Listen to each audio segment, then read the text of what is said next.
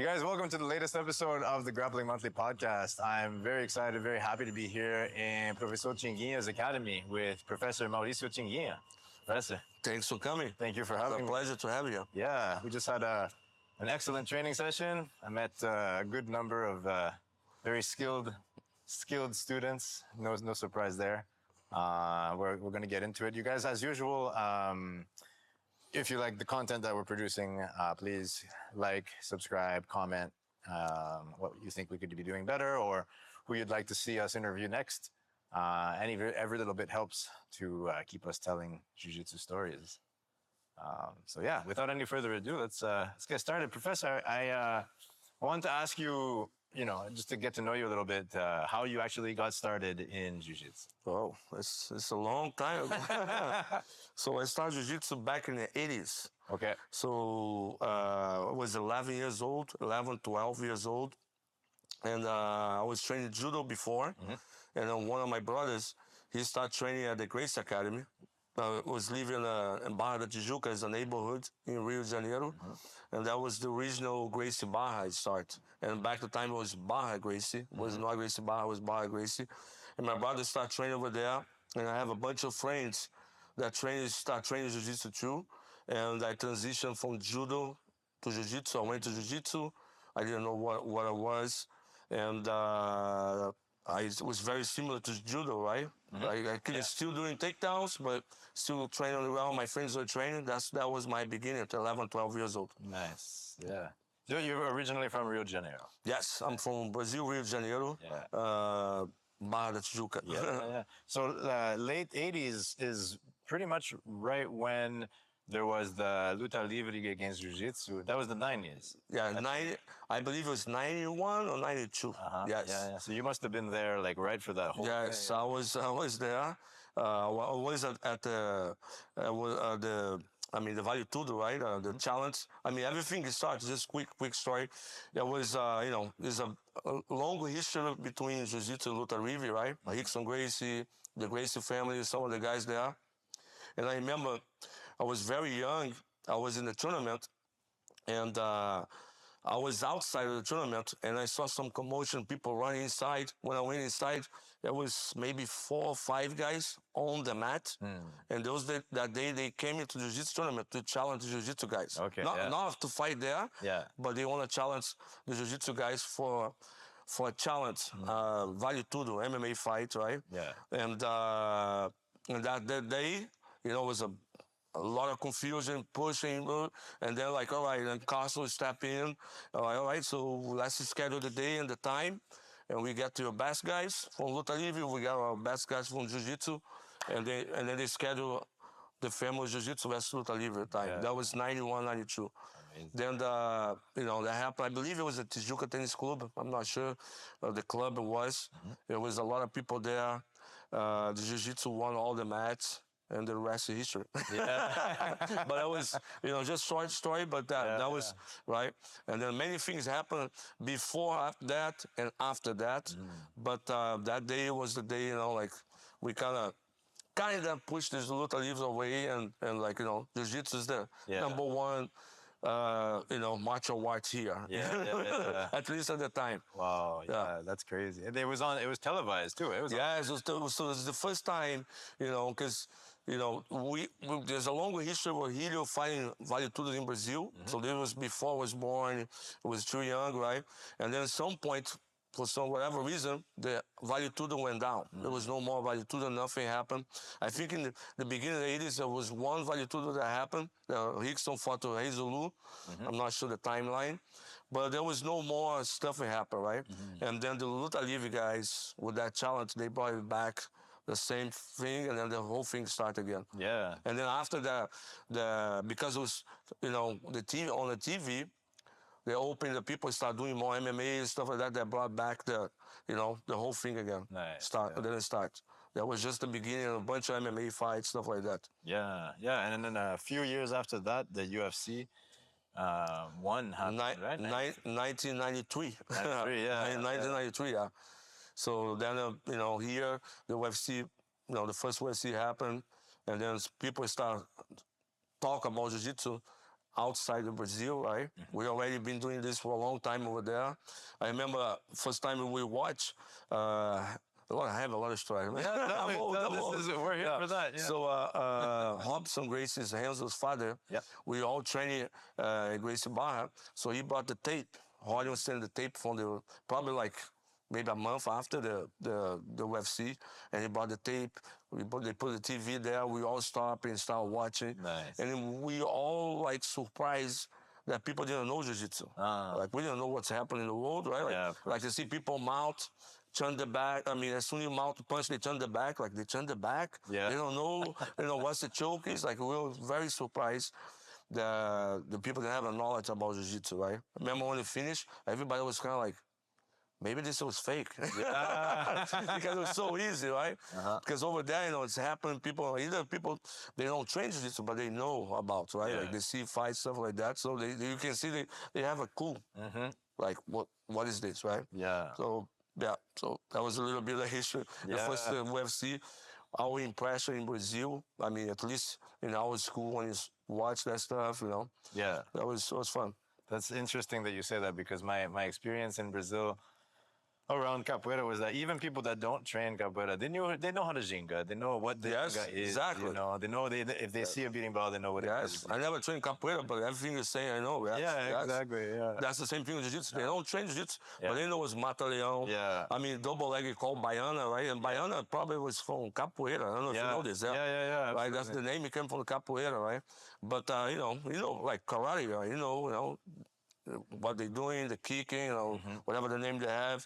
But for the UFC, it looks like they didn't have a clue, like guards, the back, the choke, all this stuff. We were like, oh my God, they don't know. They really don't know this. That's cool. Yeah. So take me back to that, like, between from like white to blue belt, let's say, like, what was a class like at that time? So I started training. I was 11 years old, and my brother was training in Barra, right, in the Gracie Barra, which was the beginning of Gracie Barra. And some of my friends were training in another place. It was Professor Pitoco, but back at the time he was a purple belt. So the place I went to train, there was no kids class. Okay. So I was a kid, but there was no kids. So I'm training over there, so it was real hard. And a bunch of guys training, right? And the training is very, compared, right? Yeah. For the time, right? There's not too much instruction. We're training hard, right? As the fingers start moving, some schools start having kids class. The problem is jiu-jitsu at that time, and I see that happen here in the US when I moved to here. Jiu-jitsu was too much related to Vale Tudo. Okay, yeah. So the parents, like, when they think about jiu-jitsu, they think about Vale Tudo. Yeah. So they don't think like, those guys training, they think about the guys training the sunga, right? The shorts, fighting. So they don't want to put the kids on that because they think that's what they might. So they want to put the kids in judo, karate, the other stuff, right? So that was pretty much the people were training was young people, like, adult young people, right? So that's the environment. In training. That was hard training, real hard. Only the strong survive on those things. That was the way it is, yes. So, but it was fun, right? But it wasn't, the training was direction just for competition. Let's put it this way. Yeah. Okay. Did you train mostly gi, or was it both gi and no gi? So good question. So at the time, you only trained gi. The only time you take the gi off if you want to train Vale Tudo, and you're doing, it's called taparia, open hands. So that's the time you train. After the first ADCC, I'm not sure it was 97, 98, I'm not sure it was the first ADCC. Then the competition start, people, now we have a reason to take the gi off, and then we start training more no gi. But prior to that, we train the gi. Summertime, it's too hard to take the gi off, and every time you train jiu-jitsu, it's open hands. So it's not just no gi. So that was our no gi at that time. So in one of his most recent books, Robert Drysdale talks about taparia too. And Taparia, how it affected what techniques you would use and what techniques you wouldn't use, right? Because if I go like, I don't know, deep half maybe, and you hit me in the face, I'm not going to go back. No, exactly, Did you find that Tapari had an impact on how you played jiu-jitsu? Yeah, I mean, everything at that time, it was more involved to the self-defense parts, not putting yourself in a bad position, right? As the sport started growing, right, because, people from my generation, we didn't start jiu-jitsu in training. My dream is to be a world champion. There's no world championship. There was no national. There was no Pan American. There was local tournaments only. Yeah. So we didn't have the I'm training to be a world champion. So we trained to get good in jiu-jitsu, fight some tournaments, but we know it's a challenge, right? Anytime people can be challenged in jiu-jitsu. Yeah. So usually all the black belts is to be ready to do my mind's like, I'm going to train jiu-jitsu, I'm going to get the black belt, and someday I have to do a Vale Tudo. Okay. That was my mind, right? Okay. So you always think about this, right? So I was training jiu-jitsu, doing boxing, but boxing more towards to jiu-jitsu, to how to learn the distance, how to get in, get out. So everything was more towards to that. Yeah. So combat, right? Okay, yeah. And then slowly, I don't know the years, but 93, 94, first national came. Yeah. And then state championship. 96 maybe? Yeah, maybe 96. And then first Pan America. Yeah. And then I think it was 94, the first national. And then the World Championship, 95, 96, right? And then the whole thing started, they concentrated more like towards sports training to get ready, and we start going away from that. So the no-gi came to the DCC, so we start going a little bit away from that, right? Nice. Yeah. That was kind of more like this. Yeah. And then once you get the black belt, that's what happened to, right? You start doing tournaments, you have all the color belts doing tournaments, you got the black belt, then you have to make some money. There's no money, so those guys transition to MMA. Yeah. The people really want to leave from that. Yeah. They have to go Pride, UFC, all this stuff. Yeah. We lost a lot of good fighters on the prime in Jiu-Jitsu because there was no money involved. Absolutely. So they went to MMA. Right? Today it's kind of like, people start making money in the sport Jiu-Jitsu. So they only transition to MMA if they want, not because they have to. Right? Yeah. So that's you remind me of I think it was Pride Shockwave 2000, something like that. I remember the name, but I don't know the year. I don't know the year exactly, but it was 99 or 2000, 2001, something like that. And it was the first time we saw like soccer kicks on the ground, and that's the reason why you do it. Yeah. Right? Yeah. Just so people understand the MMA, one thing, Vale Tudo is everything go, right? It's just few stuff you can do it. Yeah. So either head, boom, right? Yeah. So you playing guards, there's no guards, you gotta hold the head. Yeah. If there's no hold the head, they gotta head, so everything changed. So you gotta control the head, right? Yeah. It's not, that is, you talk about half, you gotta we got everything has to be in the right place, right? So that changed the whole thing. 100%. Yes. Yeah, absolutely. But with the sports, right, people start getting more towards to this and going away from that, right? But that's the way it is. So when you told me you've been in the United States for a long time now. So when did you make the trip? And so I moved to here in 2000. Nice. So my history on my belts, right? I got my blue belt as a young age, 15, usually 16, but 15. I got my purple belt as a 17. And I got my black belt at 21 years old. Nice. So I've been, I was able to compete in all the world championship to 2000. Before 1999, and I moved to US in 2000. So I was 25 years old, right? And then I came to one of my friends who live here in Los Angeles, LA, and he wants to help with school. There's some stuff he wants to go to college to study. He needs some help. I came in to learn some English, and helping and stuff, and then I became a stay. I think I started working well, started learning, started teaching, and then stayed. Nice. And now we are here. Yeah, amazing. 26 years. Yeah, 26 years. Yeah, that's a long time. Yes. So you've seen the jiu-jitsu scene in California, basically from the start. Yes. Right?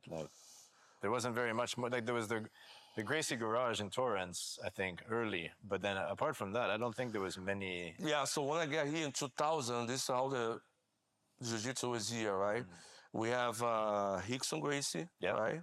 LA. Never heard of him. Yeah, never heard of Rickson Gracie, LA. We have Joe Moreira in Orange County. Yeah, okay. Okay. We have Rodrigo Medeiros from Carson Team in San Diego. You got Kleber Luciano. And we have, my friend Fernando Vasco, the Machado brothers, right? Yeah. The Machado brothers in LA too. I mean, it's just like this. Boom, 1 year, one over there, 1 year over here, boom, boom, boom, right? Not that many. And that's when I got here, right? That was pretty much, the Jiu-Jitsu was pretty much as compared to Brazil. It was in 2000, it was early in the 90s. Yeah. Right, 93, 94, that was the way, it was local tournaments only, right? Jean-Jacques has a tournament, Kleber has a tournament, Joe Moreira has a tournament, once tournament a year. So that was like the beginning, right? Nice. And then slowly, and then the Pan American, at some point the Pan American tournament went to Hawaii.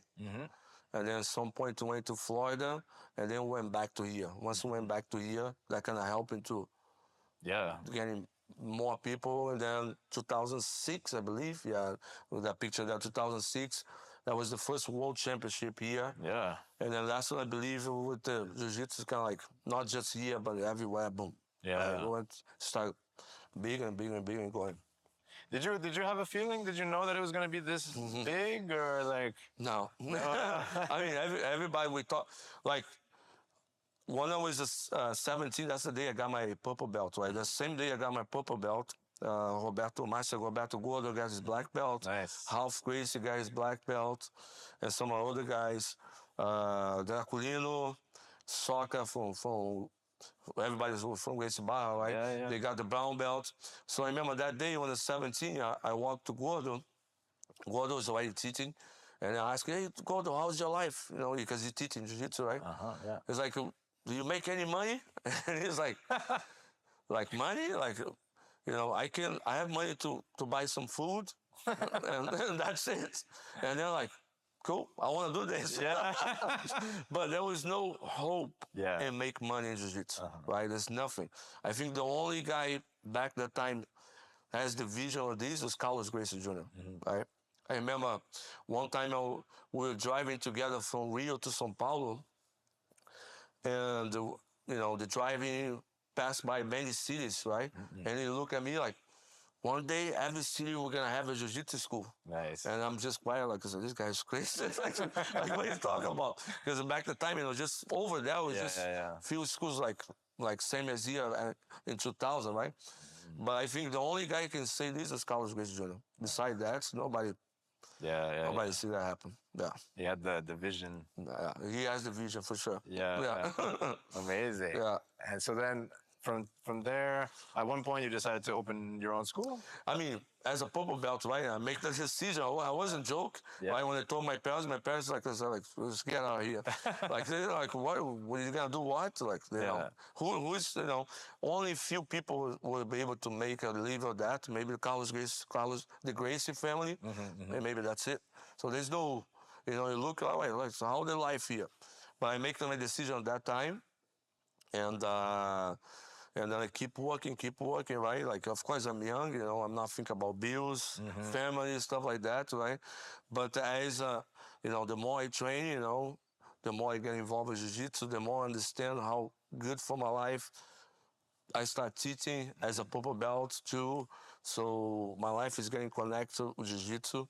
And it's just like, in some point, Jiu-Jitsu become my life. At some point it was a very important part of my life, and Jiu-Jitsu become my life. Yeah. So I have to, it's just part of me now. That's cool. Yeah. So like a gradual process. Yes. When did you open your school? So when I was in Brazil, I was teaching some of the school. There was a process that Carlos started opening more schools. I always was teaching. I went to Japan in 1997. Nice. So I had the chance to be there to teach Jiu-Jitsu for 2 or 3 months. But when I moved to here, I was with Fernando. So Fernando, he has his name in the school is, it's 310 Jiu-Jitsu, something like that. Okay. But he has his school And then at some point, he whatever he was trying to think about to do at school, he decided to do MMA. Okay. So he moved his school to a MMA place. So when he moved to school, I stayed there a little bit, and then he started being more focused on MMA, stuff like that. Then I moved to Orange County.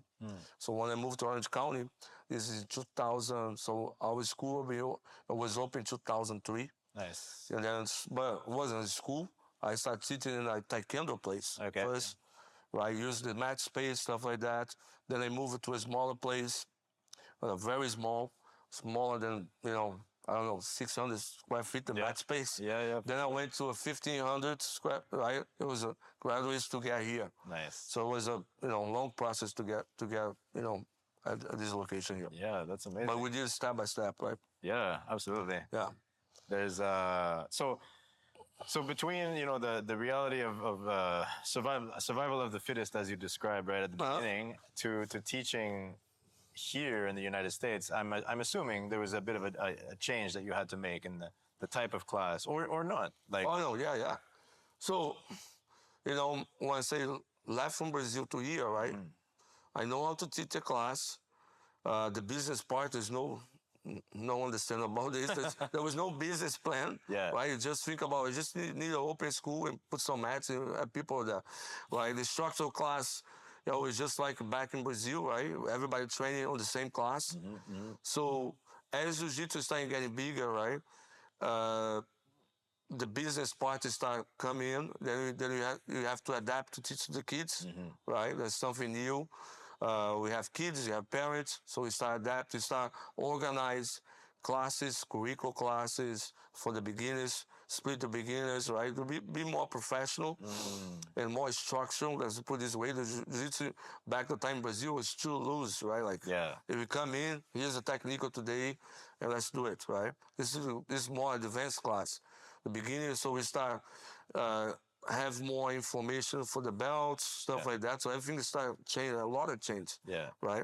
And I think not just me change, but the whole Jiu-Jitsu changed. In that, and that was the great thing because more people start coming to train. They will be able to train. Yeah, I noticed like today, for example, in class we had people probably ranging from, I don't want to offend anybody, but let's say, from 30s to like 55. Yes. I mean, the older guy here was 61. There you go. Yeah. So that's John. He's a black belt, right? Yeah. Yes. And because we have organized class, right? We have here we have beginner class. You have class for beginners, for intermediate and advanced, right? We have a competition class for the people who do competition, right? Same thing for the kids, different levels, right? So everything is on the right place. So everybody can fit and train to be safe, right? People that really want to push more the competition, the environment is different, the training is different, right? The advanced class, it's open for the purple, brown, black, but you have all levels together. I mean, all the age together, right? Yeah. And our school here and majority of school, let's put it this way, majority of school that doing well. The people that train is you have kids and you have older adults, right? Yeah. The teenager part, it's less, right? Because it's not that many people that are gonna be able to pay for the jiu-jitsu or they'll be able to train the harder they have to be. Yeah. But there's the competition class that, right? If you mix that, that's gonna be a problem, right?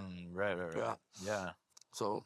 Yeah, I'm assuming somebody comes after like a 8-9 hour day. They want to come. They want to see their friends. They want to do a little bit of jiu-jitsu, but they don't want to go to war every day. One of the big difference, right? In Brazil, in our class, we train for 2 hours, right?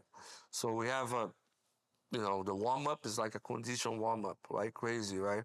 Then you have 1 hour training, round of 10 minutes, right? Like only young people can do that, right? Yeah. So the class here, 1 hour, 1 hour and a half, depending on the level of the class, right? And then focus more on the technique, on the situation training, right?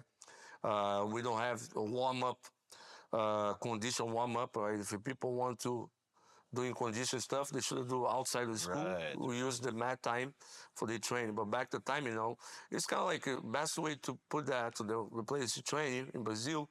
It's kind of like imagine a high school, a team, wrestling team training. Yeah. That's it. Yeah, exactly. You come in, right?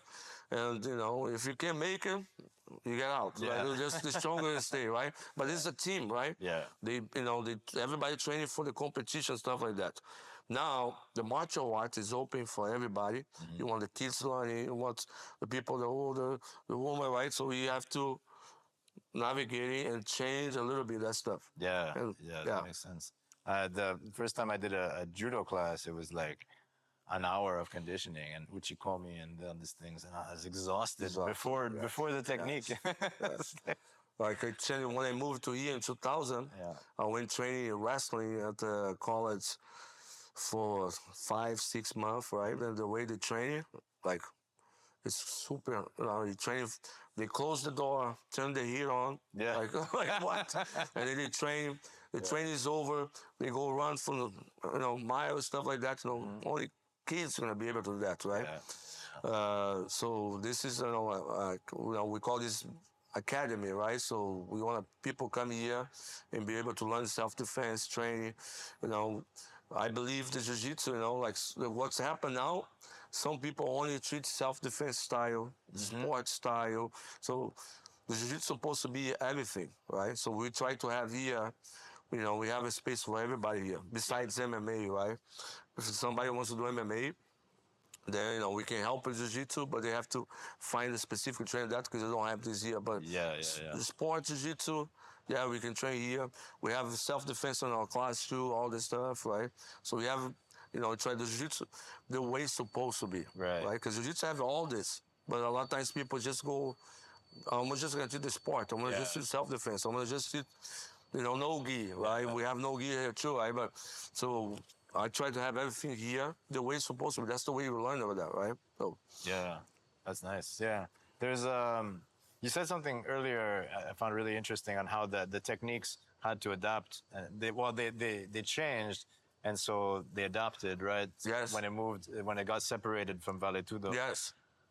What and for example, this is the home of the spider guard, right? Spider guard, I think, is something more modern. Yes, it is. Yes, it is. In fact, I think you were probably part of the original spider guard period, like in jiu-jitsu. Yeah, I know. Like sometimes people ask, you the creator of spider guard? No, I didn't create the spider guard. But the reason I started playing spider guard, as I told you, I started training as a kid, and there was no kids there, so I'm always on the bottom. People bigger than me, I can't close. I'm so small, I can't close my guard. My leg is open, so I keep my legs to keep people away from me. Just stay away from me, and then natural, I start holding. But, back the time, Renzo Gracie, in our school, was doing spider guard. Another friend of mine, Draculino, right? So, but because I spent so many years doing that, I was able to develop a lot of stuff there. Nice. So I was doing right. So people start know me to playing spider guard really well. That's how it started, right? But going to the game change, right? Like the new stuff coming as the sport is training sport, right? There's no spider guard in MMA. No, yeah. I mean, I always say, if you're allowed to hold the gloves inside, sign me up for the UFC. Nobody's going to hit me. I'm going to hold that, right? Yeah, exactly. But there's no spider guard, right? But for the sports, right, you start training, then a lot of new stuff will start happening between, 93, 94, 96. In our school, there was a lot of guys that started developing. You got Nino Chambry. He was very good with the rubber guard. Right? You got Roleta, the reverse guard. Yeah. We call this esquisito. It's a strange jitsu. Right? Because he was, inverted, but nobody was doing that at that time, right? Gordo, half guard. Right? Yeah. Gordo's, he hurt his knee. He couldn't play guard, so he can play half guard. So a lot of the new stuff is coming from our school because you were doing so much tournament. We started developing a bunch of stuff. And the other schools, like a Carson Grace team, they were very good in takedowns and top game pressure. So we have to develop our bottle game for the tournament. And And then, we start doing something here, they start doing something there, right? And then the new things start happening, right? As the sport grow, competition, right? People start studying, and then the whole thing start happening, right? Yeah. That's the beautiful part about jiu-jitsu, right? Yes. There's only so many ways you can move, Yes. but it seems like there's no end to it. And I think one of the things that jiu-jitsu has so many ways to improve. It's, because jiu-jitsu came from Japan, right? The Japanese judo, they're very strict, right? They have names for everything. You have to do some way. When you went to Brazil, it's coming like the Brazilian way. Like, we live in Brazil, we know, things is not organized. People very loose and stuff like that. So I think with that mindset, people showing a technique, what's the name of this? I don't know. Yeah. Just figure out how to do this, that, to be able that way. That open a lot of ways to people creating stuff. It's not like you're doing stuff, now you're not supposed to do it that way. You gotta do this way. Right. This is the name, you gotta do this. I think because of that environment, I was able to, there's no end. Yeah. A lot of stuff, people from my generation, we don't have names for this stuff. I ask myself, what's the name of this now? Yeah. They don't say a crazy name. But everything is like, I think that helping to get what evolve the way it is, because we're not, that's not a right way to do stuff. Like when somebody say I create something, it's not a big deal, because I see blue belts come up with stuff like, oh, this is super nice, and just develop that. Nice. Now, if you teach something like this, is the wrong way to do this. You can't do that way. You do that way. Like you don't let people get away from the outside of the box. Yeah. Right? In Brazil, everything is outside of the box. Yeah. Like, you have to be creative to live over there, right? So I think that came into jiu-jitsu, and that's what we live today. It's so many stuff happening. There's a stop. Yeah. That's my personal view of this. Yeah. No, that's really insightful. Yeah. I've having had the opportunity to live there a little bit. Yeah. You're absolutely right. Like everything is outside of the box. I haven't seen outside of the box. Yes. Even I used to go to just down the street. There's a few stands, like fruits and vegetables. You could buy a fan. You could buy different things. And I used to get bootleg DVDs. I saw the first Iron Man in this little kappa, right? But Brazil is a very creative place, right? Like, you have to be creative, otherwise you're not gonna make it. Yeah. You know what I mean? No, for real. Otherwise you're not gonna make it. You know what I mean? If you try to be like straight over here, you're not gonna. So you either drive, right? Like you gotta be like. Yeah. So I think that kind of went to jiu-jitsu too, and somehow it was you see some of the guys are very creative. They're like, where did this come from? I don't know. Like most of the stuff I did, the start with my DVD for the Spider Guard. Like my friends, like, oh, let's do a DVD. Or let's do a DVD. Like, what do you know from DVD? I don't know. I sit down and start thinking about, and a bunch of stuff. And when I finish, I have 30-something techniques, and most of the stuff I didn't know, I knew that. Yeah. Because I was just doing it as I'm training. Because nobody never put your hand here, go there. I have to figure out doing the stuff. Some of the sweeps I was doing, I don't know how I was doing. Yeah. Once I stopped to teaching the Spider Guard, then like, oh, that's the way I'm doing. Yeah. I'm doing this, I'm doing that, I'm doing this. If they go here, go in there. Yeah. But it came in natural as I survive. Yeah. And I have to figure out here, I got to figure this, smash me here, go there. So I think this is exactly what happens in Jiu-Jitsu. Nice, yeah. That's cool. Yeah. It's learning, I don't know if you call it the hard way, but like the hard way. But trial and error. The hard way. But once I came to US, I have to, I have 2 kids. My kids once you go into school, and then I see the way the system works and stuff like that. I was, oh my God, this is much more easy to learn this way. Yeah. Put the system, put in this, that, right? So I think it was a great combination. I think the Jiu-Jitsu came into U.S. Maybe I talk too much. No, this is amazing. Yeah. I think Jiu-Jitsu came into U.S. It helps in Jiu-Jitsu a lot, because you went from a place, no organization, and you come to a place very organized. So now you have everything is loose here, and then you come here, and the people to learn here, we are giving a service to them, so we have to be more professional. So now we have to get everything we know and start organize. Yeah. And the organization is coming to another level now. Yeah. So we'll be able to more people to learn. Yeah. Because now on that system, right, like just few people are gonna be able to do it. Yeah. Now we're gonna system that makes it easy for people to learn, right? So that kind of helping, and then I see that happen. So people have a better results here as far as a business, as far as people learning stuff like that. Yeah. And then some point they start using whatever was here now, putting it over there. Yeah. So makes perfect sense. Yeah. You know what I mean? That's interesting. A friend of mine said that the U.S. brought the front desk to jiu-jitsu. That's perfect. You know, That's perfect. Yeah, no, for real. Yeah, for real. That's perfect. That's a good analysis, and I truly believe that too. You know what I mean? And then this went back to, because you say like, oh yeah, but that's what you do in America. No, Brazil is doing this now. Yeah. They're way more organized. They have a system. They have a curriculum, right? The majority of the place, right? And this is good for everybody. Yeah. It's good for the students. It's good for the instructors. It's good for the sports. It's good, It's like, in my mind, for the belts, right? Like once I get to the belt, like people, when I came here, people like, so when's I gonna get my black belt? I said, what kind of question is that? We just train. Shut up and train. Yeah. But living here, it totally makes sense. I'm gonna study this. I need to know what I need to start, what I want to finish, what I need to do. What's the step to do that? For us, like, there's no question. It's just put your head down and keep training, keep training. Right? But the beginning, I was like confused, like why are they asking this? Yeah. Right? But then, as I'm living here, I understand more stuff. Like, this makes sense. You know what I mean? Like, look, it's gonna take a long time, but this is your level on the white belt. You should have worked on this blue belt, right? You give it the direction. They know, what they need to learn and stuff like that. That makes way more sense. Yeah. But imagine you're gonna start something, you don't know when you're gonna finish. And what you need to learn is just like, there's a instructor that teaching class. Yeah. And he knows. Yeah. He knows. And he's just there.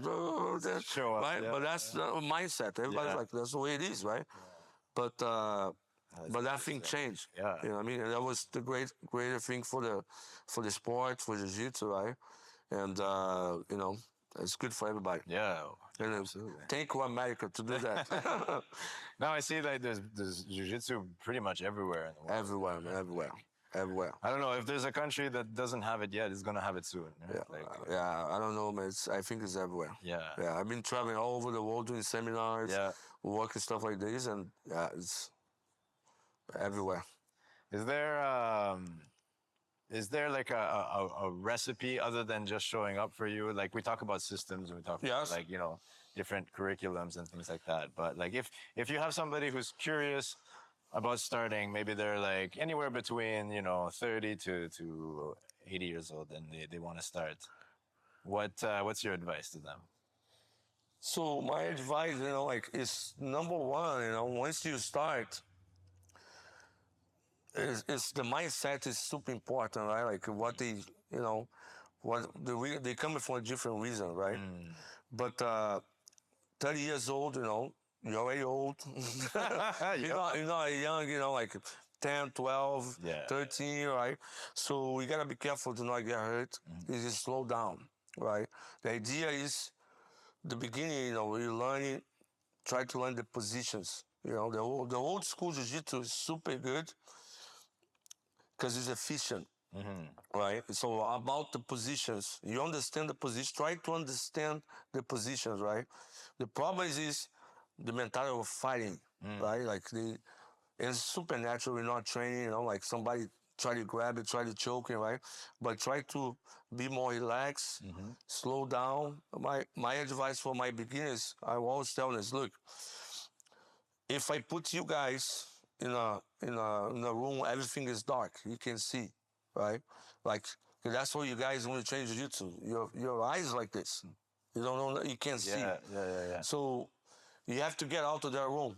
I'm gonna try to find a wall, walk slow, walk slow to find the door. Same thing, you guys are training, all the time to training. If you guys eyes closed and just going fast using power, you're gonna hit your head on the wall, you're gonna fall, you're gonna get hurt. So same thing in jiu-jitsu, your best chance is to slow down. Naturally, you want to go hard, you want to push, doing stuff, right? You slow down and try to find the place to touch, to control, understand, right? So slow down. That's my start slow, right? Don't think about, winning or losing. Be okay to get tapped. You're gonna get tapped from white all the way to the black belt, For sure. right? Yep. So people, they understand this. Like, make a piece of this. You're gonna get tapped, right? It's like same. I wanna swim. I don't wanna get wet. If you train jiu-jitsu, you're gonna get tapped. That's awesome. Yeah. Because you're gonna train box. I don't wanna get hit. You're gonna get hit. Yeah. So jiu-jitsu, you're gonna get tapped. So this is a part of the process, right? Yeah. You're gonna get smashed. Smash is not something bad. It's just accept the stuff. Yeah. Understand the pressure, right? Most of the time, people get hurt jiu-jitsu. Not because somebody hurt you, because you did something to get hurt, right? You put your arm, you turn it the wrong way, you're doing stuff, right? So be calm, relax, and start slow. Nice. That's my advice. It's a good It's a long process. Yeah. Yeah, absolutely. I don't think I appreciated how long it was when I started, to be honest. And then I thought because I had some experience in capoeira that it would be easy. I was very wrong. Very wrong, completely different. Which age did you start? I was 2011, so I would have been 30. I was 30, yeah. All right. Yeah, 14 years ago.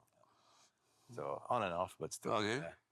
It's it feels like a lifetime, but it also, when I meet somebody like you, it also feels like a very short peried of time. Yeah, it's a short period. Not because you're old, but because of experience. No, I know. But yeah. So if you let me ask you this. Jiu-Jitsu is going to probably continue growing, I think. Yes. Do you think we're going to see Jiu-Jitsu in the Olympics, for example? So, would that be good, or in your opinion? yeah, maybe not so? no, it's, for the beginning for us in Brazil was a dream. Yeah. Like, judo was judo is big in Brazil, right? It was Olympics, like, man, one day we have that dream. But I make a piece of that. Yeah. And the good thing about, we don't need the Olympic. It will be nice to be on the Olympic. I think it'll be good. Some people say, no, it's not good. I think it will help, it'll be good. But the most important thing, we don't need that. Yeah. Right? Yeah. Because before, you have the impression like, Jiu-Jitsu has to get on the Olympic to get big, and people are gonna respect more us and recognize more and stuff like that. We don't need that. We're already good at that. But That's true, yeah. if it's gonna get there, I think it will be. If something's gonna get there, first it will be no gi. Yeah. No gi. It will be easier than the gi. For sure, yeah. But just the filter. Let's see. You know what I mean? I guess it depends on what rules you decide for the competition. Yeah. Things like that. I think to get the Olympic, you have to have federations. Yeah. Right? In I don't know how many places. And then those federations has to be all connect. Yeah. Then the government has to be involved. Yeah. So it's a lot of steps. You know what I mean? It's a lot of steps, right? Yeah. So then, so a lot of stuff, right? So, yes. Yeah, and then of But course. the good thing, we don't need that. Because at some point, we believe, like, man, we gotta get on the Olympics, it's gonna be so good, we gotta make it. We're already, like, in my opinion, already past that, right? Yeah. We're on a different path. Yeah. It works pretty well. But if it happens, it will be great. It's gonna help. But, let's see. Yeah, I think you're absolutely right. Yeah. It's definitely surpassed in terms of scope, Yes. the size of Yes. Jiu-Jitsu. Yeah. It's kind of nice, actually, that, if you don't want to compete, let's say, IBJJF, well, you could do a DCC, or you could Exactly. do something else. Yes. And I see no gi will be easier because, you can get people from judo, from jiu-jitsu, from sambo, right? You kind of mix and it's called grappling. Yeah. Right? And make the rules. I think maybe it will be easier to have more place to, there's the rules and stuff, start something new. Yeah. Right? Because if you got jiu-jitsu the gi, which rules, which federation, this and that, like maybe something new as a grappling. Yeah. you know, we start this, and then people adapt to that, and people from sambo jump, jiu-jitsu, judo, you know, and MMA guys, and boom, go, right? Yeah. Those, yeah. Do you get visits from people from other grappling styles like wrestling or sambo or judo? I mean, yeah, students coming, right? Yeah. I mean, we have some friends, MMA guys that come in. But no, I think that kind of stuff happened in the past. People come into test, right? People know what jiu-jitsu. If they come in to test because they want to train jiu-jitsu, right? Yeah. But people like, oh, wrestler come in, I want to come to test. I think this is in the past. This is the past. Doesn't happen anymore. Yeah. If somebody come in, they want to come to try a class to see if they want to train. Yeah. But not to you know, doesn't happen anymore. Yeah. It happened in the past. Challenge matches. Yes. Yeah. I mean, not challenge, but people come in, you know, like when I was in Brazil, some point I live in São Paulo, I have some people come in, a judo guy come in to, you know, MMA guy come in to kind of challenge, you know. Yeah. Different time, yeah? Different time. Yeah. Then you have to, all right, close the door. Yeah. All right, close the door. All right. That kind of stuff, right? Yeah. But this doesn't happen anymore, you know. Like everybody knows jiu-jitsu, you know. There's a lot of time. That was very annoying in the 80s and beginning of the 90s because the martial arts old was Kung Fu, karate, the Hollywood TV, right? Yeah. So either in Brazil, we say we train in jiu-jitsu, right? In Brazil, we don't call Brazilian jiu-jitsu, we call jiu-jitsu, right? Yeah, it was just jiu-jitsu. And then people make fun of us, like, jiu-jitsu? Like, what is this? Yeah. You hug somebody? Like, you know, like, I don't think this, you know, people don't, one of the things that Gracie challenged, I see people today say like, oh, the Gracie is very, you know, no respect and challenge people. Is that they have to do that because people didn't, you know, they don't only believe what they see on TV. Yeah. Right. Yeah. Whatever the, you know, I mean, the secret punch or the magic stuff, right? They see on TV, so they have to like look. You know, they try to challenge in a nice way, but I give you $1,000 if you come into my school, or you can challenge us if you can beat us, stuff like that. So that's the way they get to get attention, right? Yeah. I lived, you know, going to my school on the street, stuff like that. You know, oh, what do you do? Jiu-jitsu? Jiu-jitsu doesn't work, stuff like that. Right? Then you know, so that's what the challenges start coming. People start coming like talk about jiu-jitsu. Somebody walk in, some crazy guy like, yeah, I'm training Kung Fu, whatever, Taekwondo. And I want to check it out to see if this works. They're like, okay. So, but this is in the past now, right? But this doesn't happen anymore. That's funny. Yeah. You lived that the two eras, right? That's amazing. Yes. What an experience. Yes. So now when you watch, the Jiu-Jitsu Luta Livre, right? That's one of the reasons that those fighting was happening because of that. You know, they claim, you know, our martial arts. But Luta Livre was grappling as well. Right? It's funny because 1991, 92, like that's the first time I heard about that tournaments. They came in like a Luta Livre. What is this? Oh, they do, you know, stuff like that. Because it was on TV, right? So the TV interviewed those guys. They show you the first time I saw they train. I was like, they doing no gi. Yeah. That's what they call Luta Livre. They don't train with the gi at all. Yeah, they don't train with the gi at all. I said, that's what they call Luta Livre because in my mind it was like, oh, they do something different. When they look like, oh, they're doing jiu-jitsu. Yeah. And then people, I bet they call Luta Livre. Interesting. Yeah. But it ended up being very good for jiu-jitsu, right? Like yes. That was good. Helps to, you know, like, to promote jiu-jitsu. I mean, and then it's, you're looking now and see like, well, people was fighting because of martial arts. Sometimes those fighters on the street and stuff. The environment of the time, the way, it was almost necessary that happened, right? Yeah. But that on that crazy way, helping jiu-jitsu, helping Luta Livre guys too, right? Yeah. Somehow they got better with that. Then, you know, the sport, the martial arts, they, you know, they keep doing this stuff. So in a good way, and it was weird, you know, because it sounds like a street fight and stuff like that, but it was almost like a samurais, right? Yeah. Challenge, like, oh, you know, let's go. Once the fight is over, it's over. There was a bunch of people jumping each other. It was just one-on-one, right? Same weight, kind of same age. All right, you guys fight. Nice. If somebody give up, it's over. Shake hands, that's it, right? So, Honorable. yes, Yeah, right? yeah. There was some really, really long fights though sometimes, right? Like I saw a video once, old VHS cassette. I think it's in the blue basement in Hansel Grace. Yes. And it was both guys are Brazilian, and Hansel was one of them. 1 hour, I think, something like that. Like just. So there's one in the backyard that was there. There was Ryan Gracie against another jiu-jitsu guy. They have a problem in the tournament, so they went to the Alexandre Soccer house to have a fight on the next day. That fight was 45 minutes. Oh man. Yes. So that fight over there. Oh no, not that fight. That's Carson Grace. The longest fight in the Vale Tudo is 3 hours and 45 minutes. That's Helio Gracie and Valdemar Santana. Right. That's the longest fight. They fight for 3 hours and 45 minutes. But once you have those challenges, right, it's not like, okay, this is the rules, this is the time. There's no time limit. Yeah. And, you know, one guy get in, one guy get out. Yeah. If you give up, you lost, right? But they go to somebody like, you know, finish, or somebody just like, I don't want to go anymore. Yeah. So then fights go for 10 minutes, 20 minutes. So that was the way, you know, the mindset. That's crazy. Yeah. At some point, you have to like.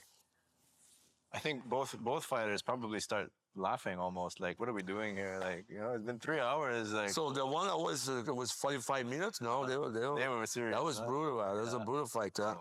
Because you have the Carson Gracie team one side, the Barry Gracie guys the other side. So they're not just fighting for themselves; they're fighting for exactly. The team. This is fight for the team. Yeah. They represent something, right? Especially Jiu-Jitsu Luta Livre, right? Yeah. You represent your martial arts, so there's a lot of responsibility there, right? So there's this, you know, there's that serious.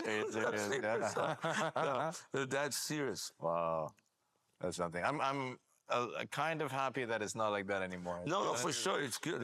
You're not gonna see me if Let's just say, no. Neither do I. But let's just say, you know, this is, you know, looking back, like, oh my God.